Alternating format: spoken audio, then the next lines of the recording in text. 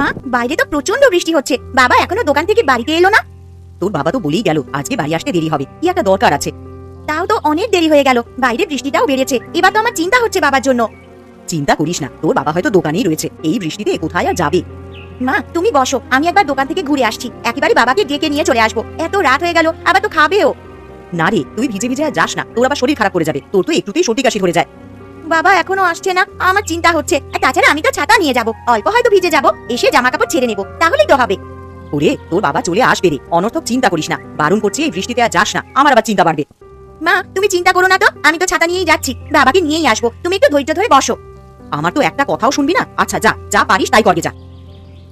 আমি এই যাবো আর এই আসবো, বেশিক্ষণ লাগবে না, আমি যাচ্ছি। কিরে, জমির সব কাগজপত্র নিয়ে এসেছিস? 10 বিঘা জমিটা কিন্তু আমার চাই। হ্যাঁ নিয়ে এসেছি, কিন্তু তোর কাছে একটা মাত্র অনুরোধ আমার, মেয়েটাকে কিছু করিস না, আমি সব সম্পত্তি তোর নামে করে দেবো। কাগজপত্রগুলো বের কর, তাতে স্বাক্ষর কর, আমি সবকিছু আমার নামে হোক আগে, তারপর আমি ভাববো, বুঝলি? তোর মনে সম্পত্তি নিয়ে এত হিংসা ছিল জানতাম না, নিজের বাড়ি করলি আর কি জানতে পারবো।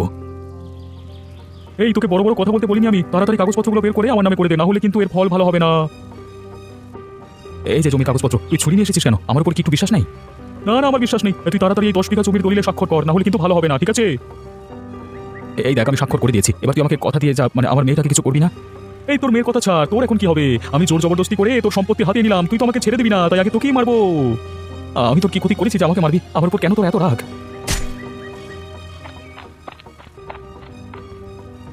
কাকু তুমি বাবাকে মেরে ফেললে? মারে, তুই এখান থেকে ছুটে পালা, তোর বিপদ হতে পারে, তাড়াতাড়ি পালিয়ে যা। আমি খুন করেছি সেটা দেখে ফেললো, হ্যাঁ? ব্যাপারটা তো ভালো হবে না, একেও মরতে হবে দেখছি। আমি চলে যাই এখান থেকে, না হলে আমার আর রক্ষে নেই। আচ্ছা, আপনি হঠাৎ আমাদের বাড়িতে কাজের লোক হলেন কেন? দেখে তো আপনাকে শিক্ষিত মনে হচ্ছে। এইসব আমি বলতে পারবো না, তবে একটা কাজের দরকার ছিল, তাই জন্যই কাজের মেয়ে হয়ে এই কাজ করছি। আপনি তো কাল থেকে আমাদের বাড়িতে কাজে আসছেন। হ্যাঁ, কাল থেকেই আপনাদের বাড়িতে কাজ করছি, তবে কাল আপনি তো বাড়িতে ছিলেন না, তাই জন্যই আমাকে দেখেননি। বুঝলাম, আপনার বাড়িতে কে কে আছে? আমি আর আমার মেয়ে থাকি। আচ্ছা, মেয়ে তাহলে কি পড়াশোনা করছে নাকি? কত বছর বয়স তার? না না, পড়াশুনো করে না, বাড়ির কাজকর্ম করে, বেশি বয়স নয়, এই 14 বছর বয়স। এত কম বয়সী একটা মেয়ে, সে এখন পড়াশোনা না করে কাজকর্ম করছে, তোমাদের কি সমস্যা আমাকে বলো, সমাধান করে দেবো। কর্তাবাবু আমাকে মাফ করবেন, আমি এসব বলতে পারবো না, আমি কাজ করে নিয়ে বাড়ি যাবো, আমাকে কাজ করতে দিন মোড়ল মশাই। আচ্ছা ঠিক আছে, আপনি বলতে চাইছেন না যখন, জোর করবো না, আপনি আপনার কাজ করে নিন। কর্তাবাবু এই বাসনগুলো পরিষ্কার করা হয়ে গেলে মোটামুটি সব কাজই শেষ হয়ে যাবে, আমি তাহলে বাড়ি যাবো, গিয়ে আবার রান্না বান্না করতে হবে। আচ্ছা ঠিক আছে, তাই বাড়ি চলে যাও। কি গো, এবারে ফসল কেমন হলো? এবার তো ফসল ওঠার সময় হয়ে এলো গো। হ্যাঁ, এবারের ফসল খুব ভালো হয়েছে, কিন্তু বর্ষা ঢুকে গেল, এবার ফসল কাটার অসুবিধা হবে। এই যেমন এখন আকাশটা পরিষ্কার আছে, আবার কিছুক্ষণ পরে বৃষ্টি নামছে। বর্ষাকালটা তো ঠিক এইরকমই, কখন বৃষ্টি হবে কেউ জানে না, তবে ওই 10 বিঘা জমিতে কেমন চাষ হচ্ছে গো? ওই 10 বিঘা জমি যেটা আমি দখল করে নিয়েছিলাম, ওটার কথা বলছো তো? হ্যাঁ গো হ্যাঁ, তোমার দাদার জমি, এত কষ্ট করে যেটা আদায় করেছো। ওই জমিটার উপর কি আমার এমনি লোক ছিল নাকি? ওই জমিটা খুব উর্বর, তাই জন্য তো এত কাঠখড় পুড়িয়ে মানে ওই জমি আমার নামে করে নিলাম, এখন দারুণ ফসল হচ্ছে। সত্যি ভাবা যায়, তুমি কোথায় ছিলে আর এখন কোথায় এসে দাঁড়িয়েছো। তবে ভয় একটাই, দাদার মেয়ে অর্থাৎ মেঘা যদি সবার সামনে মুখ খোলে তাহলেই আমি শেষ। সকল সন্দেহ আমাকে করে, কিন্তু প্রমাণ নাই তো কিছু করতে পারে না। কতবার মারবার চেষ্টা করলাম, কিন্তু একটা চেষ্টাও সফল হলো না গো। আশা করছি ওরা কাউকে কিছু বলবে না, সবসময় তো ভয় ভয়ই থাকি। থাকবে নাই বা কেন, নিজের চোখের সামনে বাবাকে খুন হতে দেখেছি, সাহস করে আর কিছু বলতে যাবে না আশা করছি। কি হলো গো, তুমি আবার উঠে পড়লে কেন? একবার যাবো জমির দিকে, দেখি সব কর্মচারীগুলো ঠিকঠাক কাজ করছে কিনা, লক্ষ্য করে দিতেই হবে। আচ্ছা ঠিক আছে, তুমি তাহলে যাও, আমি বরং বাড়ির সমস্ত কাজকর্মগুলো করে রাখি, দুপুরে খাওয়ার সময় ফিরে এসো কিন্তু। হ্যাঁ, খাওয়ার সময় আমি চলে আসবো, এখন আসছি বুঝলে। কর্তাবাবু, আমি ভেতরে আসতে পারি? আরে হ্যাঁ হ্যাঁ, এসো এসো, তা তোমার কথাই ভাবছিলাম। কেন কর্তাবাবু, আমি কি কিছু করেছি নাকি? আরে না না, তুমি কেন কিছু করবে? তুমি আগে বসো, তোমাকে তারপর সব জিজ্ঞাসা করবো। আচ্ছা ঠিক আছে, বসে বললাম, এবার বলুন তো কি হয়েছে? আচ্ছা, আমাদের বাড়িতে যে মহিলা কাজে আসছে, তার স্বামী মারা গেল কি করে? আমি অনেক করে জিজ্ঞেস করলাম আজকে, কিন্তু কিছু বলতে চাইলো না। বলবি বা কি করে, ওদের তো ভয় দেখিয়ে রেখে দিয়েছে। কি বলছো কি তুমি? আমার গ্রামে কে ভয় দেখিয়ে রেখে দিয়েছে? আমি তো সব কিছুই জানি না। এই ঘটনাটা হচ্ছে প্রায় 3 বছর আগেকার, তখন আপনি এই গ্রামের মোড়ল মশাই ছিলেন না, অন্য একজন ছিলেন। ওনার স্বামীর নাম ছিল মোহিত, তার ভাই রতন সম্পত্তির লোভে তাকে খুন করে, কোনো প্রমাণ নেই কিন্তু সকলেই জানে ও করেছে। তাহলে ওই মহিলা আমাদেরকে বলেনি কেন? আমরা তো কিছু একটা ব্যবস্থা নিতাম। বলবে না, যদি বলে তাহলে ওর মেয়ে মেঘাকে মেরে দেবে রতন, এরকম হুমকি দিয়েছে। তাহলে সব সম্পত্তি লুটে নিয়েছে ওই রতন, তাই জন্য এত কিছু? হ্যাঁ, সব লুটে নিয়েছে। মোহিত দাদার একটা হোটেল ছিল, চিংড়ি পোলাও করতো, শুধুমাত্র ওটা এখনো হাতিয়ে নেয়নি, তবে ওই হোটেলও বন্ধ, খুলতে দেয় না। আমার গ্রামে তো এরকম অত্যাচার আমি কিছুতেই সহ্য করবো না। আবার খুনও করেছে, তাই শাস্তিও পাইনি। না না, শাস্তি পাইনি, আগের মোড়ল মশাই ওনার সাথে গলায় গলায় ভাবছিল, তাই জন্য খুন করে বেঁচে গেছে। কিন্তু আমি এটা হতে দেবো না। আজকে বিকেলে যাবো একবার ওদের বাড়িতে, দিয়ে সবকিছু ভালোভাবে বলবো। দুপুরে শুয়ে একটা পরিকল্পনা করতে হবে। মা তোরা কতটা বাকি রে? আমার যে শাক রান্না হয়ে গেল, এবার তো খিচুড়িটা বসিয়ে দেবো। আমারও প্রায় হয়েই এসেছে মা, ওই দেখো আবার বাইরে বৃষ্টি শুরু হলো। বর্ষাকালে তো বৃষ্টি হবেই রে, বর্ষাকালে বৃষ্টির দিনে খিচুড়ি ভালোই লাগে।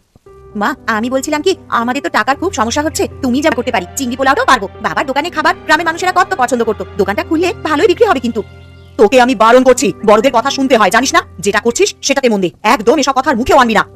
আমি তোমায় কি বললাম? শুধু ভালোর জন্যই তো বলছিলাম। এই কাজটা এখন করছিস তো এটাই কর, আনাজগুলো কেটে তাড়াতাড়ি আমায় দে। এইসব নিয়ে একদম আর চিন্তা ভাবনা করিস না। গিন্নি আমি বাড়ি চলে এসেছি। ও বাবা, তুমি যে খাবার বেড়ে বসে রয়েছো। আমি তো ভাবলাম আর একটু আগেই চলে আসবে, তাই জন্যই তো খাবার বের করে রেখেছি। তুমি তো পুরো বৃষ্টিতে ভিজে গেছো গো। এই পাশে থাকা গামছাটা দিয়ে গা হাত পাগুলো ভালো করে মুছে নাও। আজকে তবু কিছুটা ফসল কাটা হয়ে গেল, দাঁড়িয়ে থেকে কাজ করালে তবেই ভালো কাজ হয়, বুঝলে? আচ্ছা আগে খেতে বসো, তারপর না হয় বাকি কথা বলবে। আজকে রান্নাগুলো বেশ দারুণ হয়েছে গো গিন্নি, এত সুন্দর রান্না অনেকদিন পর খেলাম। কি বলতে চাইছো কি তুমি? হ্যাঁ, আমার রান্না রোজ ভালো হয় না? না গো গিন্নি, আমি সেটা বলছি না, বলছি অন্য দিনের থেকে এটা আরো ভালো হয়েছে। আমি আবার তোমাকে খারাপ বলতে পারি? 5টা নয় 7টা নয়, একটা মাত্র বউ আমার। ঠিক আছে ঠিক আছে, আর আদিক্ষেতা করতে হবে না, খেয়ে নাও চুপ করে। আমি তো খাচ্ছি, তুমি কখন খাবে? আমার আজকে আর খেতে ভালো লাগছে না গো, আমি খাবো না। তুমি খাও, তারপর সবকিছু গুছিয়ে নেবো। গিন্নি তুমি একদম কিছু খাবে না? একটু কিছু তো খেতে পারতে অল্প করে। না, আমি অল্প করেও খাবো না, আমার যখন ভালো লাগবে আমি খেয়ে নেবো। আচ্ছা তাই করো, যেটা ভালো বুঝবে সেটা করো। হ্যাঁ গো, তুমি খাও, আমি ঘরে যাচ্ছি, খাওয়া হলে চলে এসো।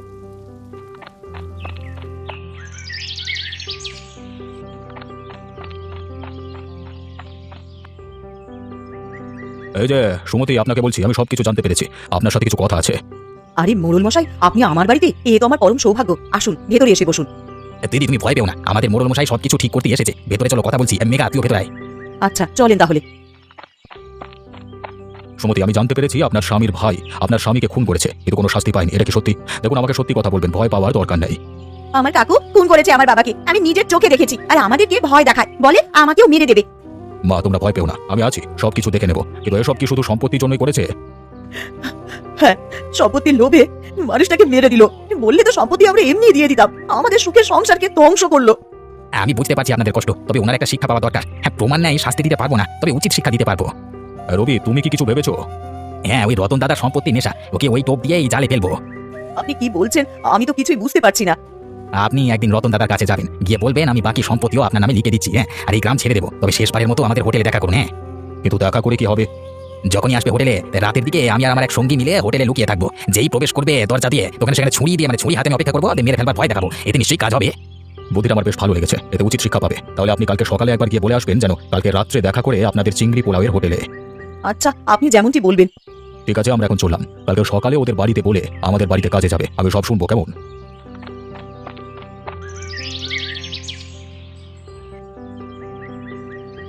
দাদা বাড়িতে আছেন? কি হয়েছে, তুমি হঠাৎ এখানে এলে কেন? আবার কি কোনো গন্ডগোল পাকিয়েছো নাকি? দেখো, কাউকে কিছু বললে কিন্তু একদম ভালো হবে না। না না দাদা, ওসব কিছু নয়। আমি সব সম্পত্তি আপনাদের নামে করে দিয়ে এই গ্রাম ছেড়ে চলে যেতে চাই, তাই আপনাকে জানাতে এলাম। বাহ, তাহলে কবে দিচ্ছ? আমি একবার আমাদের ওই চিংড়ি পোলাওয়ের হোটেলে যেতে চাই। আজকে রাত্রিবেলায় আপনি ওখানে আসুন, আমি সব কাগজপত্রে স্বাক্ষর করে আপনার নামে সবকিছু করে দেবো। আচ্ছা আচ্ছা, ঠিক আছে, ভালোই করেছো। না হলে এমনিতে আমি কেড়েই নিতাম। তাই এসব কথা কেউ যেন জানতে না পারে, তাহলে কিন্তু বিপদ হবে তোমার মেয়ের, তাই না? দাদা এতদিনে কেউ যখন জানেনি, এরপরেও জানতে পারবে না। আর আমরা তো এই গ্রাম ছেড়ে অনেক দূরেই চলে যাব। ঠিক আছে, এখন যাও, আমি ঠিক সময় পৌঁছে যাবো। দেরি যেন না হয়, আর কাগজপত্র ঠিকঠাক করে নিয়ে যাবে। হ্যাঁ, আপনি কিছু চিন্তা করবেন না। রবি, তুমি যে পরিকল্পনাটা করেছো সেটা সফল হবে তো? আর তুমি তো আবার সেই বন্ধুকে ডেকেছো। হ্যাঁ, আমি তো বলে দিয়েছি সে রাত্রিবেলা ঠিক সময় মতো চলে আসবে আর আমার সাথে লুকিয়ে পড়বে। ঠিক আছে, দেখাই যাক তোমার প্রচেষ্টা কেমন হয়, যেন সাপও মরে আর লাঠিও না ভাঙে। আজকে বেটাকে এমন ভয় দেখাবো না, হ্যাঁ, সে আর কোনোদিন দখল করবার কথা ভাববেই না। আগে কর্তা বাবু, আপনি যেমন বলেছিলেন আমি বলে দিয়েছি। উনি তো আনন্দে একেবারে আত্মহারা। হ্যাঁ, এখন আত্মহারা হবে। জানি তো সম্পত্তির লোভ অনেক, এই লোভের কারণে আজকে আমাদের জালে পড়বে রতন। মোড়ল মশাই, দেখবেন আমাদের যেন কোনো ক্ষতি না হয়। ওই লোকটাকে আমার আর বিশ্বাস হয় না, কখন কি করে বসবে। আপনি একদম চিন্তা করবেন না, আপনার পাশে আমরা আছি। এখন যান, গিয়ে কাজকর্মগুলো করে নিন। আচ্ছা কর্তা বাবু, আপনি আমাদের শেষ ভরসা। এরপর না হলে এইরকম ভাবেই দিন কাটাতে হবে। আমরা সকলে তোমার সাথে, ওই বেটা কিচ্ছু করতে পারবে না। তুমি শুধু আমাদের কথা মতো কাজটা করো। তোমরা সব ঠিকঠাক জায়গায় লুকিয়ে পড়েছো তো? কোনো অসুবিধা হয়নি তো? এই না না, আমরা ঠিকঠাক জায়গাতেই লুকিয়ে পড়েছি। আর আপনি এসব নিয়ে কথা বলবেন না, রতনের আসবার সময় হয়ে গেছে। ও বাবা, চলে এসেছো দেখছি। আমি তো চলে এসেছি। ও, সামনে কাগজপত্রগুলো রেখে দিয়েছো, ভালো ভালো ভালো কাজ করেছো। হ্যাঁ, আমি যত তাড়াতাড়ি সম্ভব এই গ্রাম ছাড়তে চাই। এইভাবে বেঁচে থাকতে চাই না আমি। হ্যাঁ, তো চলে যা, তার আগে আমাকে সব দিয়ে যা, তাড়াতাড়ি স্বাক্ষরটা কর। এই কারা তোমরা? এইরকম ভাবে আমাদেরকে এগিয়ে এসো কেন? কি কারা? তার সম্পত্তি না খুব ইচ্ছে, হ্যাঁ, দেখ কেমন সম্পত্তি দিই তোকে, মার। তোমরা মেরো না, আমি সব সম্পত্তি তোমাদের মনে করে দিয়ে দেবো, আমাকে মেরো না। আজকে তোকে কেউ বাঁচাতে পারবে না, আমাদের হাত থেকে কেউ বাঁচাতে পারবে না রে। সুমতি, তুই আমার সাথে বিশ্বাসঘাতকতা করলি, আমি ভাবিনি তুই এরকম করবি রে। আপনি যদি বিশ্বাসঘাতকতা করতে পারেন তাহলে তো আমিও পারি। 3 বছর আগের কথা মনে পড়ছে, এইরকমই একদিন রাতে বাইরে বৃষ্টি হচ্ছে আজকেও, সেই দিনও হয়েছিল। আমার স্বামী তো আপনাকে সমস্ত সম্পত্তি লিখে দিয়েছিল, তাহলে আমার স্বামীকে মারার কি দরকার ছিল? আমাদের সুখের সংসার ধ্বংস করলেন তো। কিরে, এবার উত্তর দে। আমার অনেক বড় ভুল হয়েছে, আমাকে তোমরা ক্ষমা করে দাও। আমি তোমাদের পরিবারের দায়িত্ব নিলাম, কোনোদিন কিছুতে অভাব হবে না। আমরা মোড়ল মশাই লোক, এখন মোড়ল মশাইয়ের বাড়িতে চল, ওখানে গিয়ে তোর ফাইসালা হবে, চল।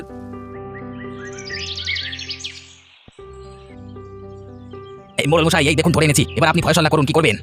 আচ্ছা রত, তোমার কি বক্তব্য আছে বলে ফেলো, তারপর আমি ভেবে দেখবো কি করা যায়। মোড়ল মশাই, আমাকে মাফ করে দিন না, অনেক বড় ভুল করেছি তো। আমি তো মোহন দাদার জীবন ফেরত দিতে পারবো না, তবে আমি আমার বৌদিদের দায়িত্ব নেবো, কোনোদিন কিছু অসুবিধা তো হতে দেবো না। এসো বাবা, পথে এসো।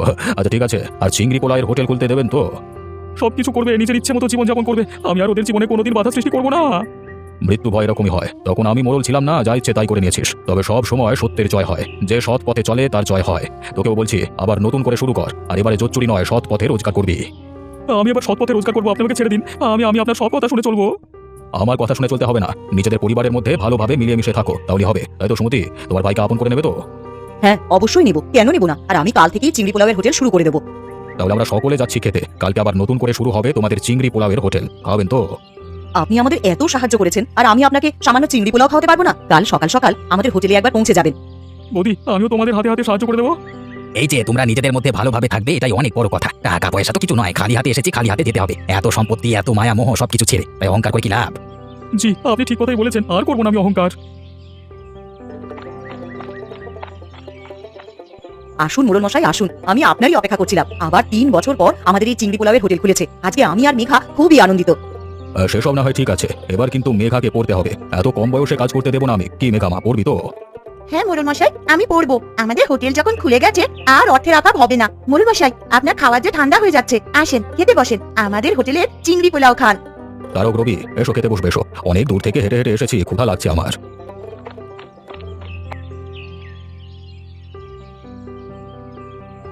চিংড়ি পোলাওটা কি রান্না হয়েছে! গ্রামে এত সুন্দর রাঁধুনি থাকতে দোকানটা বন্ধ হয়েছিল, গা কর্কর তো করবেই। তুই ঠিকই বলেছিস রে, চিংড়ি পোলাও আমি অনেক জায়গায় খেয়েছি, তবে এখানে খুব সুন্দর রান্না হয়েছে, যাকে বলে অতুলনীয়। মোড়ল মশাই, আপনার কি ভালো লাগেনি খাবারটা? আপনি চুপ করে খাচ্ছেন। খাবারটা আমার এত সুন্দর লেগেছে যে কিছুই বলতে পারছি না। সত্যি তোমার মায়ের হাতের রান্না খুব সুন্দর, আর অন্য কি রান্না ভালো হয় জানি না, তবে এই চিংড়ি পোলাও খুব সুন্দর হয়েছে। আচ্ছা মোড়ল মশাই, কি ভাগ্যে সেই বেলায় আর বৃষ্টি হয়নি, বৃষ্টি হলে আর আপনি আসতেই পারতেন না। এবার যেদিন ইচ্ছে হবে বৃষ্টি হলেও চলে আসবো, বৃষ্টির জন্য এরকম খাওয়ার হাতছাড়া করা যাবে না, কি বলো রবি? একদম ঠিক বলেছেন, আমি আপনার সাথে সহমত। যেদিন আসবেন আমাকেও বলবেন, আমিও আসবো। বিধাতা যা করে মঙ্গলের জন্যই করে, সব কিছু দেখো তুমি, তুমি আমাদের একমাত্র ভরসা।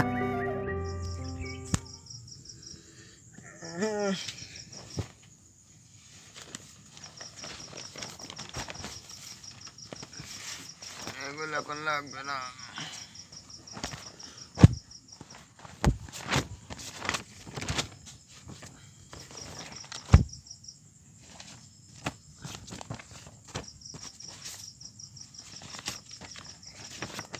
Changing sentence.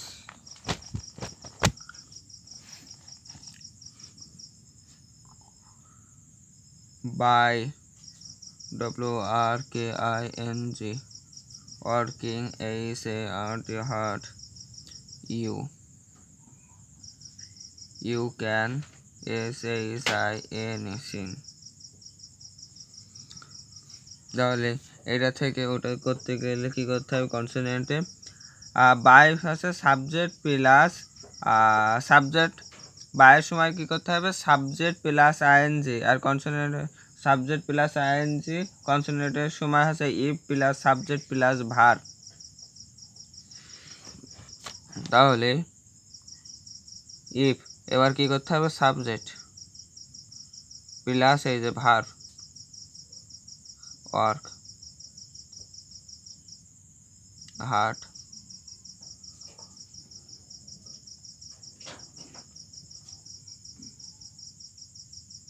can shoot, you can shoot.